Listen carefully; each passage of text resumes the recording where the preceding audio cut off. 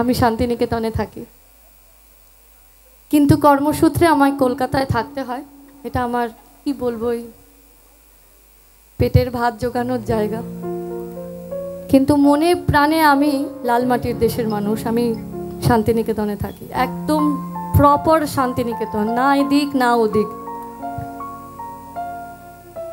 এবার সবাই আমাকে বলে যে শান্তিনিকেতন পৌঁছালি আর আগের মতন নেই, কোনো কিছুই তো আর আগের মতন নেই, তাহলে শান্তিনিকেতনই বা বাদ যায় কেন? কিন্তু তবু আমাদের শান্তিনিকেতন, সে যে সব হতে আপন আমাদের শান্তিনিকেতন। আমি আশ্রমে থেকে ওখানে পড়াশোনা করেছি। এটা আমার বলতে, আমার ভাবতে, আমার মননশীলতায় আজকে শান্তিনিকেতন একদম সবসময় প্রবাহিত। আমি ভীষণ ভীষণ প্রাউড ফিল করি যে আমি ওখান থেকে পড়াশোনা করেছি।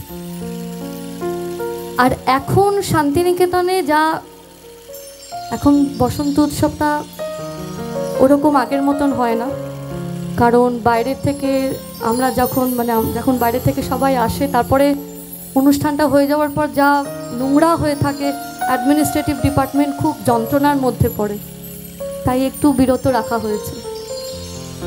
আজ যে গানটা গাইবো, আমি এতগুলো কথা বলার একটাই কারণ, আমি একটা রবীন্দ্রসঙ্গীত গাইবো।